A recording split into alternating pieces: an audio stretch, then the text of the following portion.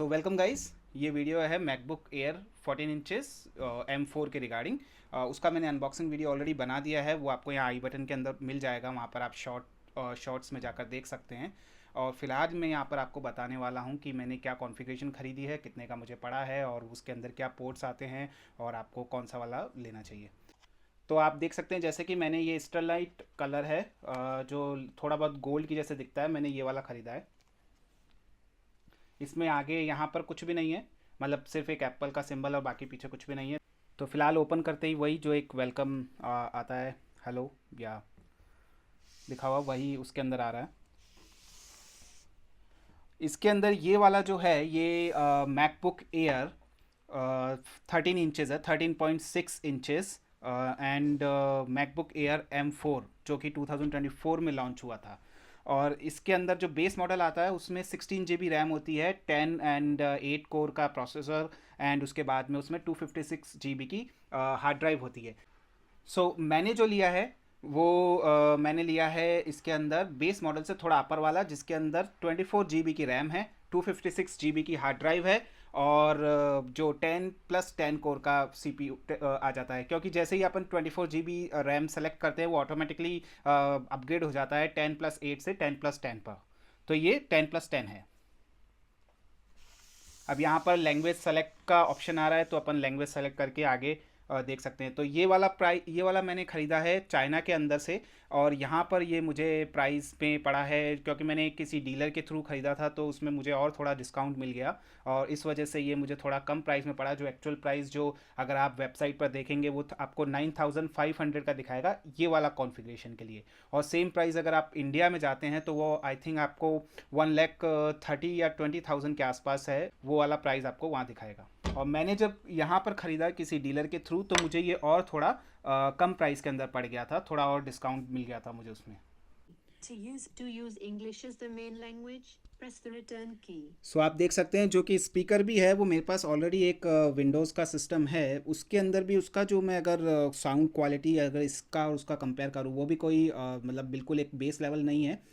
एक जो अपना ऑफिशियल पर्पस के लिए मिलता है डेल का लैपटॉप है।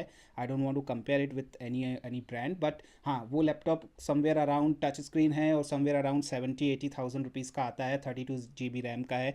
और उसके अंदर भी जो स्पीकर है उसकी क्वालिटी से बेटर है इसकी क्वालिटी फ़िलहाल जब मैंने To use English as the main language, press to use To use English as the main language, जब मैंने press इस the return key.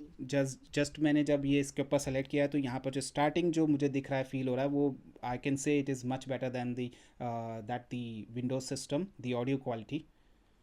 To use English as the main language, press the return key. तो ये overall ये आपको features मैंने आपको बताया, मतलब मैंने क्या कॉन्फ़िगरेशन ख़रीदा है। और उसके बाद में जब अपन इसको ओपन करते हैं तो यहाँ पे हेलो लिखा हुआ आता है। उसके बाद में आपको लैंग्वेज सेलेक्ट करनी पड़ती है कि कौन सी लैंग्वेज आप लेना चाहते हैं, देन उसके बाद में सेलेक्ट योर कंट्री और रीजन का ऑप्शन है, तो उसमें अपन वो सेलेक्ट कर लेंगे जो भी अपने लिए आता हो। I will press I, so directly it will shift to. macOS contains a built-in screen reader called VoiceOver. If you know how to use VoiceOver, press Command F5 now to turn it on and set up your Mac. इसमें एक चीज़ और मैंने notice की है कि यहाँ पर जब मैं टच करता हूँ तो आपने शायद अगर देखा हो या फिर आपको नोटिस हो रहा हो या नहीं, पर जैसे ही मैंने यहाँ पर कुछ भी टच किया है तो उसका एक इम्प्रेशन ज़रूर यहाँ पे शो करता है। हालांकि वो चला जाता है 1-2 सेकंड बाद में, पर फिर भी वो इम्प्रेशन आता है। I don't know if you can see it,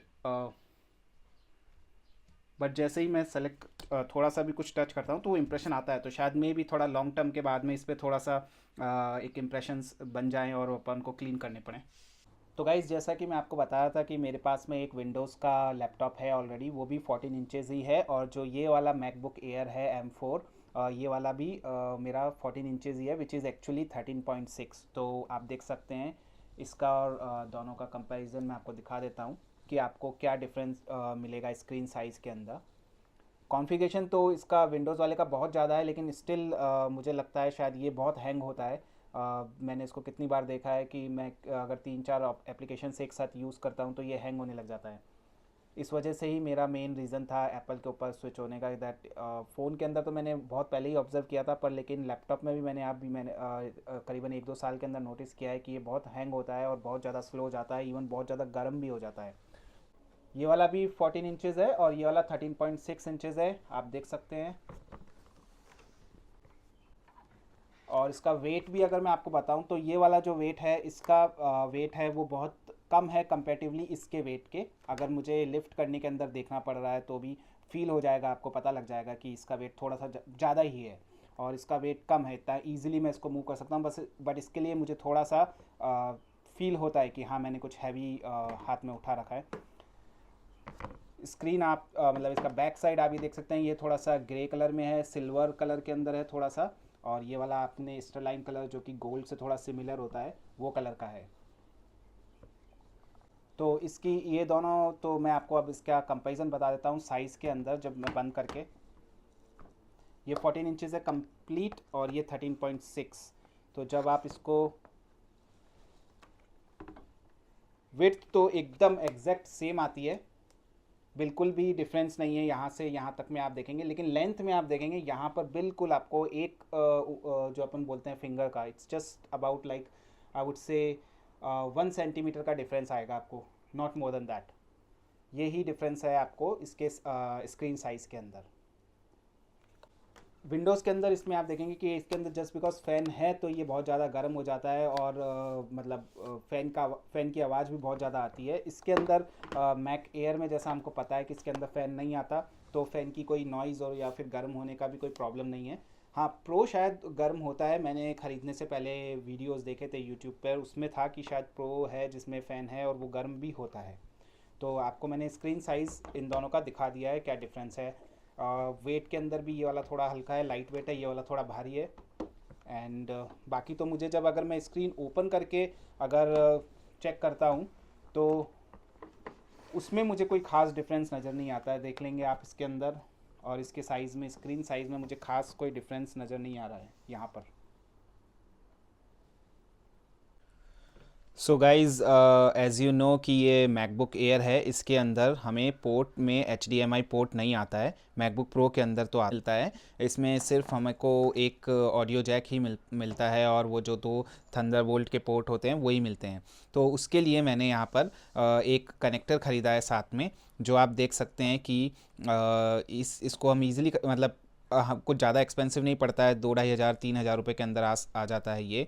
this connector comes with 9 port. तो मैंने जो ये ख़रीदा है वो 9 पोर्ट का है, इसके अंदर 9 डिफरेंट पोर्ट्स हैं, जिसमें 2 तो USB के हैं, इफ़ यू कैन सी कि 2 इसमें USB-C है, 2 इसमें USB-A है, एक इसमें PD का स्लॉट है 100 वाट का। फिर इसमें हम माइक्रो SD कार्ड, और जो हमारा जो उसमें डिजिटल DSLR उसमें लगता है वो बड़ा वाला कैमरा, वो भी यूज़ हो सकता है। और इसके बैक साइड से भी हम देख सकते हैं, यहाँ पर आपको अगर इसमें पूरी पिक्चर इसमें दिख रही हो क्लियरली कि यहाँ पर आपको वो 100 वाट का मिल जाएगा टाइप C, फिर उसके बाद में एक HDMI का पोर्ट, और फिर उसके बाद में ईथरनेट का पोर्ट।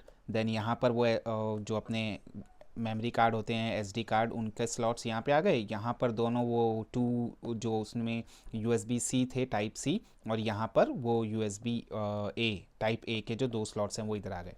तो मैंने ये 9 पोर्ट हैं वो वाला ख़रीदा है। इसमें कम वाला भी आता है, अपनी अकॉर्डिंग अपनी रिक्वायरमेंट के हिसाब से हम ख़रीद सकते हैं। ये सारी इसके अंदर डिस्क्रिप्शन है कि HDMI सपोर्ट करता है 4K at 60 हर्ट्ज़, और जो अपना जो RJ45 है वो अपना 10, 100 एंड 1000 Mbps की स्पीड के साथ चलता है। सो ये कॉन्फ़िगरेशन या जो उनकी स्पीड है वो सपोर्टिव स्पीड वो यहाँ पीछे लिखी हुई है।